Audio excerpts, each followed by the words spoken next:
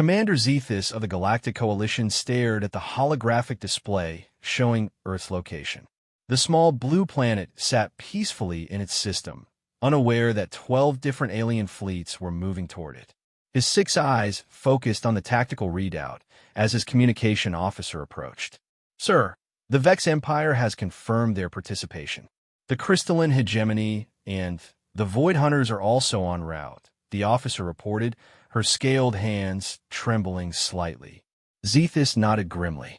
After 300 years of careful expansion across the galaxy, the Coalition had finally encountered what they believed to be the greatest threat to galactic peace: humanity. The discovery had been accidental. A routine scouting mission had detected radio transmissions from Earth's solar system. When the scouts investigated, they found something that chilled every civilized species to their core. Humans were not just intelligent. They were aggressive, territorial, and, worst of all, they showed no signs of the natural submission that every other species displayed when faced with superior technology. "Have you reviewed the ancient warnings again?" Zethus asked his science advisor, an elderly Corvin whose gray skin showed the wisdom marks of a species. The advisor's tentacles writhed nervously. "Yes, Commander. The texts from the predecessor ruins are quite clear. They speak of a species that would arise from a world of water and stone, beings who would know no fear and show no mercy. The warnings describe them as the eternal warmakers who would either unite the galaxy through conquest or destroy it completely."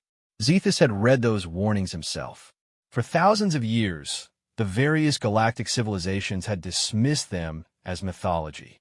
The predecessors had vanished long ago, leaving behind only fragments of their knowledge. Most scholars believed the warnings were metaphorical, perhaps referring to some natural disaster or cosmic event. But when the Coalition's xenobiologists studied human society, the warnings suddenly seemed very real. Humans had spent their entire recorded history fighting wars. They had weapons capable of destroying their own planet multiple times over. Most disturbing of all, their entertainment media was filled with stories about conquest, survival, and triumph over impossible odds. The Coalition had tried peaceful contact first. A small diplomatic vessel had approached Earth with offers of technology and trade. The response had been swift and terrifying. Human military forces had immediately mobilized. Their primitive but effective weapons had damaged the diplomatic ship before it could retreat. Worse, they had captured one of the diplomats alive.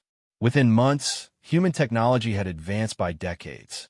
They reverse-engineered Coalition energy shields and propulsion systems with frightening speed.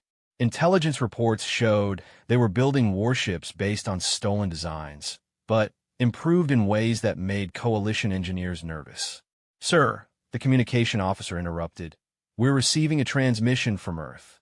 Zethus straightened in his command chair. "Put it through." The holographic display changed to show a human male in what appeared to be a military uniform. His face was calm, but there was something in his eyes that made Zethus uncomfortable. The human had no visible weapons, no threatening posture, yet every instinct told the commander he was looking at a predator. "This is Admiral Sarah Chun of the United Earth Defense Force," the human said. Her voice was steady, confident. "We know you're out there. We know you've been watching us. We know you think we're a threat." Zethus exchanged glances with his officers. How had they detected the fleet? Coalition stealth technology was the most advanced in the galaxy. The human continued, "We've been studying your technology since your diplomatic mission. Very impressive. Clean energy, efficient propulsion, effective shielding. We made some improvements, though. Would you like to see?" Before Zethus could respond, alarms began blaring throughout his ship. The tactical display lit up with new contacts. Dozens of human vessels had appeared as if from nowhere, surrounding the Coalition fleet. But these weren't the crude ships intelligence had reported. These vessels were sleek, dangerous-looking craft that seemed to bend light around their hulls. "Impossible," whispered the science advisor. "They've only had our technology for months." "How could they? Because you underestimated us," Admiral Chin said, somehow hearing the conversation across the communication link. "That seems to be a common mistake. We've been listening to your transmissions for weeks. We know about your alliance. We know you think we're the species from your ancient warnings. Zethus found his voice. You are a threat to galactic peace. Your species knows only war and violence. You must be contained before you spread across the stars. Chun smiled, and that smile made Zethus's blood run cold. Contained?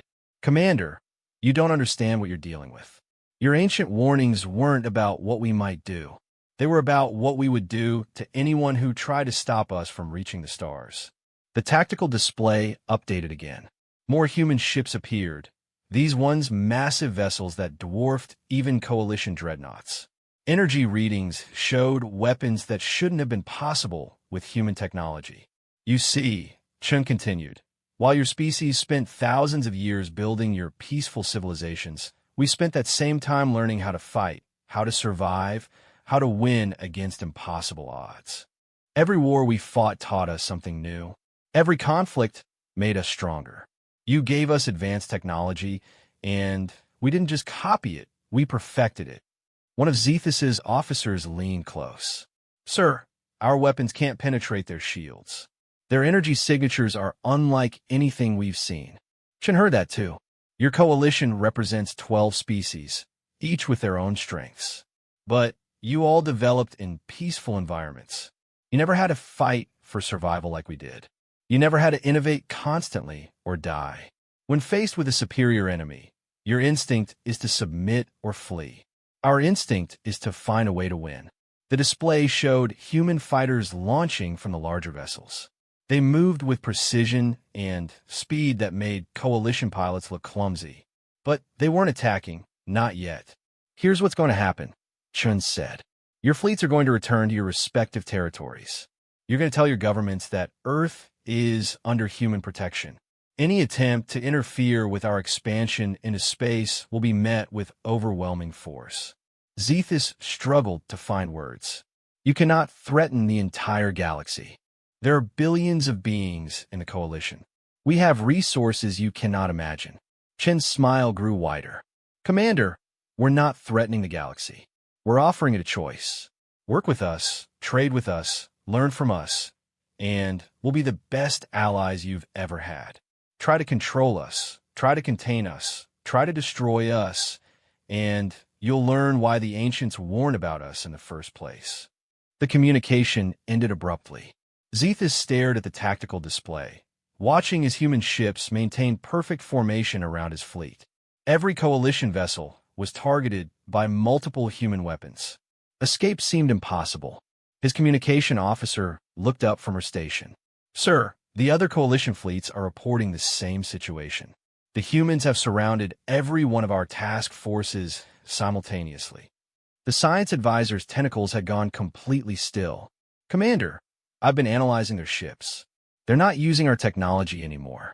This is something entirely new. The energy efficiency, the structural design, the weapon systems, it's as if they took everything we gave them and rebuilt it from the ground up. Zethus realized the terrible truth. The coalition had made a critical error. They had assumed humans would develop like every other species, slowly, carefully, following established patterns. Instead, humans had done what they always did when faced with a challenge. They had found a better way. The ancient warnings echoed in his mind. The eternal warmakers will either unite the galaxy through conquest or destroy it completely. For the first time, Zethus understood that those words weren't a threat or a curse. They were a promise. 3 months had passed since the confrontation near Earth. Commander Zethus found himself in an unprecedented position, serving as the coalition's liaison to humanity while his superiors debated whether to classify humans as allies or invaders. The humans had kept their word. After demonstrating their overwhelming technological superiority, they had allowed all coalition fleets to withdraw unharmed. But they had also made it clear that any future hostile actions would be met with immediate retaliation. Now Zethus stood on the observation deck of Harmony Station, a massive coalition facility that served as a neutral meeting ground for diplomatic negotiations. Through the transparent aluminum windows, he could see the latest addition to the station's docking bays, a human ship called the Defiant. The vessel was beautiful and terrifying in equal measure. Its hull seemed to absorb light, making it difficult to look at directly. Energy readings indicated weapon systems that could probably destroy the entire station with a single volley. Yet the humans had come here for talks, not war. "Commander," his aide announced, "Admiral Chun has arrived for the meeting." Zethus turned to see the human admiral walking toward him, flanked by 2 members of her crew. Chun moved with the confident stride of someone who had never known defeat. Her companions were equally impressive, a tall male with cybernetic implants, and a compact female whose eyes never stopped scanning for threats. "Admiral," Zethus greeted her. "Thank you for coming." Chun smiled that unsettling smile. "Commander Zethus, I hope this meeting proves more productive than our last encounter." They made their way to the main conference room, where representatives from all 12 coalition species waited. The tension in the air was thick enough to cut. Many of the delegates had never seen a human in person before. Their various forms of curiosity and fear created an atmosphere that felt more like a trial than a diplomatic negotiation. High Chancellor Moravec of the Vex Empire spoke first. His crystalline form reflected the room's lights as he addressed Chin directly. "Admiral, your species has disrupted the galactic order that has maintained peace for over 1,000 years. We require assurance that humanity will respect established territorial boundaries." Chin looked around the table before responding. "Chancellor, with respect, your galactic order was maintained through the threat of superior firepower. When a new species was discovered, they were given a choice: join the coalition and accept your rules, or be destroyed. We're simply offering you the same choice." Delegate Thissa of the Aquatic Federation shifted nervously in her water-filled chamber. "Admiral, we've reviewed your species' history. You've been at war with each other for millennia. How can we trust that you won't bring that violence to the rest of the galaxy?" "Because," Chin replied, "we learned something important during all those wars. The only way to achieve lasting peace is through strength that makes war too costly to contemplate. Your coalition maintained order through fear and superior technology. Now that someone else has superior technology, your system is falling apart." High Chancellor Moravec's crystalline body began to glow brighter, a sign of agitation. "You speak of peace, yet you threaten us with weapons beyond our understanding." Chun stood and walked to the large holographic display in the center of the room. "Let me show you something." The display activated, showing star charts of the local galactic region. 3 months ago, this area was under coalition control. Look at it now. The display updated to show current territorial boundaries. Zethus was shocked to see the changes. Human ships had established bases throughout the sector, but they hadn't conquered any coalition worlds. Instead, they had positioned themselves at strategic points that would allow them to respond to any threat within hours. "We're not conquering your territories," Chin explained. "We're protecting them." Delegate Corvin Vexnala raised one of her forearms. "Protecting them from what?" The display changed again, showing the galaxy's outer rim. Red indicators marked dozens of locations where something was happening. "From these," Chin said simply. Zethus leaned forward. "What are we looking at?" Chin's expression became grim. "The real reason your predecessors left those warnings. They weren't warning you about us. They were warning us about what's coming." The room erupted in confused voices. High Chancellor Moravec demanded silence before speaking. "Admiral, explain yourself." "While you've all been focused on containing humanity," Chin began, "we've been studying the predecessor ruins more carefully. Your archaeologists have done excellent work translating their written language, but they missed something important. The warnings about the eternal warmakers weren't threats, they were instructions." The display showed detailed scans of predecessor ruins from multiple worlds. "Look at the pattern. Every warning site is positioned at a strategic location: trade routes, resource deposits, defensive positions. The predecessors weren't just warning about humans. They were telling future civilizations where to place their defenders." Dr. Xylos, the Coalition's chief archaeologist, studied the display intently. "I don't understand." Defenders against what? Chen manipulated the display to show the galaxy's edge. Against them, the image revealed something that made every being in the room fall silent. Beyond the galaxy's rim, massive structures were moving through the void between galaxies. They were artificial, clearly constructed, and enormous beyond comprehension. We call them the Devourers, Chen said quietly. They consume everything in their path. Matter, energy, even space itself. The predecessors fought them once and lost. That's why they disappeared. But before they died, they left instructions for the species that would come after. Zethus felt his 6 hearts beating rapidly. Instructions? To create warriors, to develop technology, to build an alliance strong enough to stand against something that destroyed a civilization more advanced than any of ours. Chen looked around the room. The predecessors knew that only through constant conflict would a species develop the innovation and determination needed to face this threat. Humans weren't warned against. We were created for this. Delegate This's voice came through her water chamber speakers. This is impossible. Our astronomers would have detected these. Devourers. Chen activated another section of the display. Your astronomers were looking in the wrong places. We found evidence of their approach in the quantum background radiation, in gravitational anomalies that your equipment dismissed as natural phenomena. They'll reach our galaxy in approximately 50 years. High Chancellor Moravec was silent for a long moment. When he finally spoke, his voice had lost its earlier aggression. Even if what you say is true, why should we believe that humanity can succeed where the predecessors failed? Chen smiled, but this time it wasn't unsettling. It was confident and reassuring. Because we had something the predecessors didn't. We had all of you.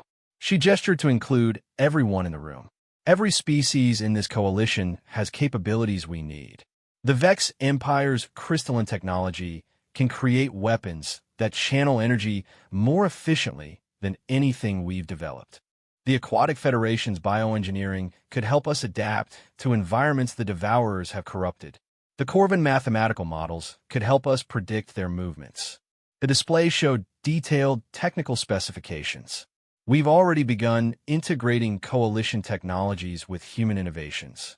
The ships that surrounded your fleets weren't purely human designs. They incorporated Vex energy crystals, Corvin navigation systems, and Thylaxi defensive matrices. Dr. Xylos looked up from his analysis. Admiral, these integration patterns, they're incredibly sophisticated. This level of technological synthesis should take decades to achieve. It would, Chen agreed, if we try to do it through normal diplomatic channels. But humans don't do normal.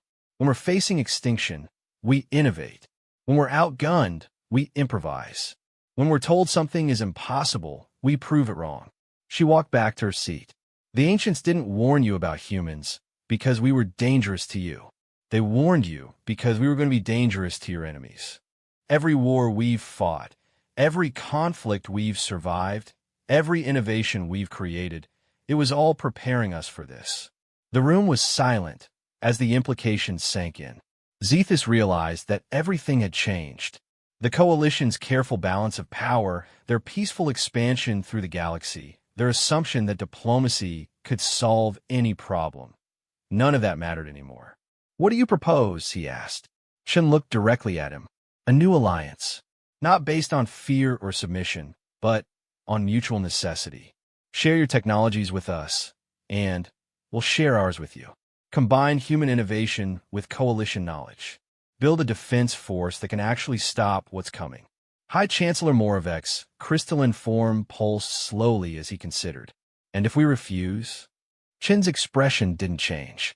Then, humanity will face the Devourers alone. And when we inevitably fall, you'll face them with whatever forces you can scrape together from the ruins of your civilizations. She stood to leave. The choice is yours. But remember, the ancients didn't warn you about us. They prepared us for what's coming next. The war had been raging for 3 years when Commander Zethus realized that everything the humans had predicted was coming true, but not in the way anyone expected. Standing on the bridge of the UES Vindication, a massive warship that combined human engineering with the best coalition technologies. He watched as the latest battle reports streamed in from across the galaxy. The Devourers had arrived exactly when Admiral Chun said they would. They had begun their assault exactly as the humans predicted, but they were losing. "Sir," called out Lieutenant Sarah Vex Chun, the crystalline human hybrid who served as his tactical officer.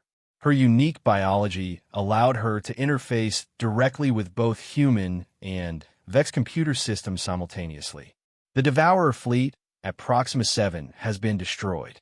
Admiral Rodriguez reports minimal casualties. Zethus allowed himself a moment of satisfaction. Proxima 7 should have been an impossible victory.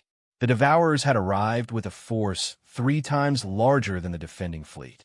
According to every tactical analysis, the Human Coalition alliance should have been crushed. Instead, they had won decisively. What was the key factor, he asked. Human tactical doctrine combined with Corvin mathematical prediction models, Lieutenant Vexton replied. Admiral Rodriguez used the quantum probability calculations to anticipate the enemy's movements 12 seconds before they actually made them.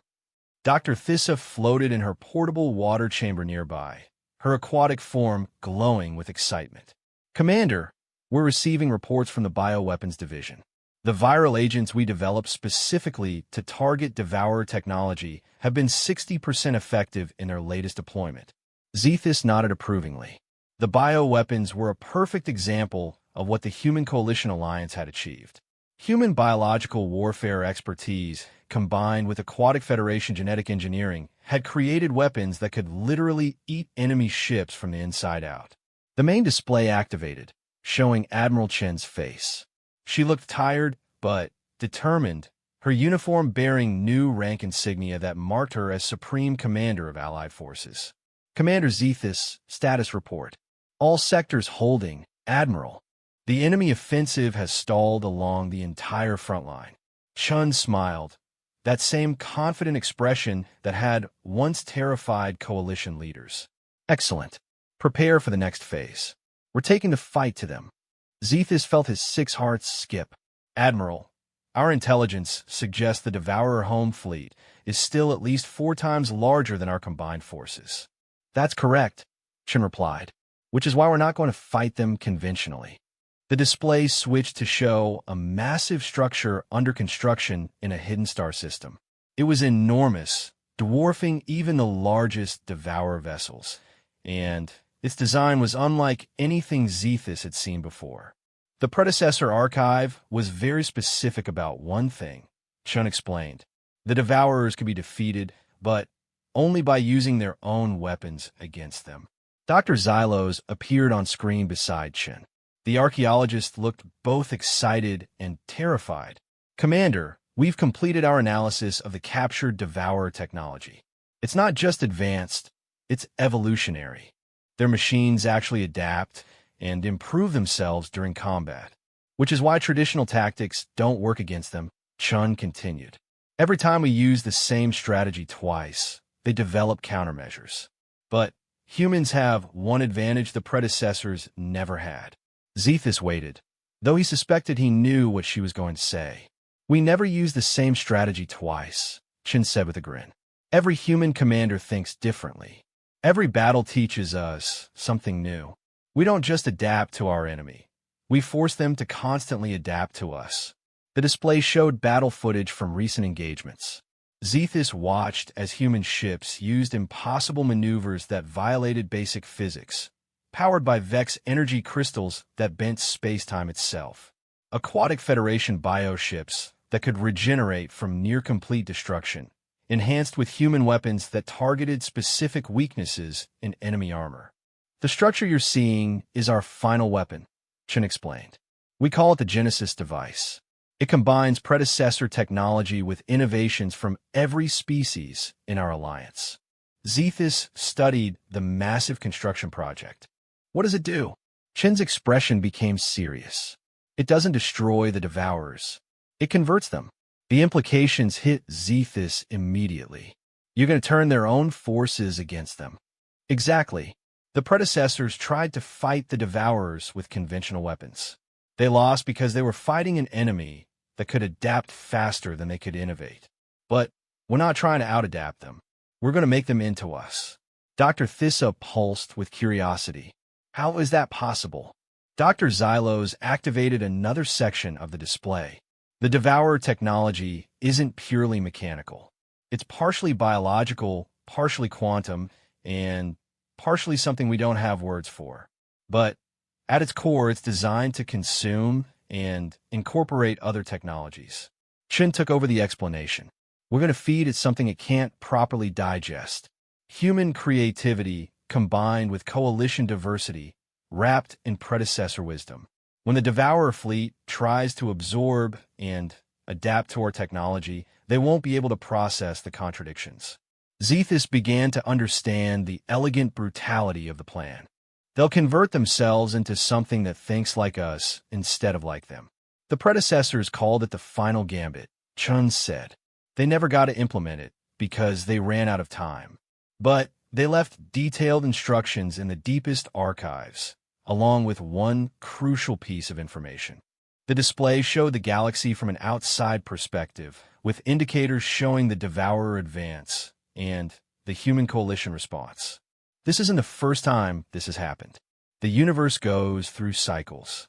The Devourers appear, consume advanced civilizations, then retreat to the void. But each time, someone leaves behind warnings and preparations for the next cycle. Dr. Xylos pulled up ancient star charts. Commander, we found evidence of at least 6 previous cycles. Each time, the defenders got closer to success. The predecessors were the closest yet. And now it's our turn, Chen concluded. The difference is that humanity brings something new to the equation. We don't just fight to survive, we fight to win. We don't just adapt to threats, we eliminate them permanently. Zethus realized the true scope of what was happening. You're planning to break the cycle entirely. Chen nodded. The Genesis device won't just convert this Devourer fleet. It will send a signal across the quantum substrate that connects all Devourer forces, wherever they are in the universe. Every single one of them will be affected. The tactical implications were staggering. Admiral, if you succeed, you'll be eliminating the greatest threat the universe has ever known. If we succeed, Chen corrected. This isn't a human victory, Commander. This is what happens when every species in the galaxy stops fighting each other and starts fighting for each other. Lieutenant Vex Shen interrupted with an urgent report. Admiral, enemy forces are massing for a major offensive. Our scouts report movement from at least 200 Devourer capital ships.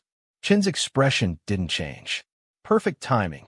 Commander Zethus, signal all allied fleets. Tell them it's time for the final engagement. Zethus activated the communication array. All ships. This is Commander Zethus aboard the UES Vindication. Prepare for Operation Genesis. This is not a drill. Across the galaxy, the response was immediate. Human vessels powered up weapons systems that had never been tested in actual combat. Vex ships began charging their crystalline cores to unprecedented levels. Aquatic Federation bioships started their final evolutionary transformations. Every species in the Alliance began preparing for what would either be their greatest victory or their final battle. Admiral, Zethus said as the communication ended, what happens if the Genesis device doesn't work? Chen looked directly at him, and for the first time since he'd known her, Zethus saw something other than absolute confidence in her eyes. Then, humanity will do what we've always done when faced with extinction. We'll find another way to win, or we'll make sure our enemies regret the cost of victory. She paused, then smiled one more time. But, Commander, the ancients warned your people about us for a reason. We're not just the species that fights impossible odds. We're the species that makes impossible odds surrender. The final battle for the galaxy was about to begin, and for the first time in 3 years of war, Zethus believed they were going to win.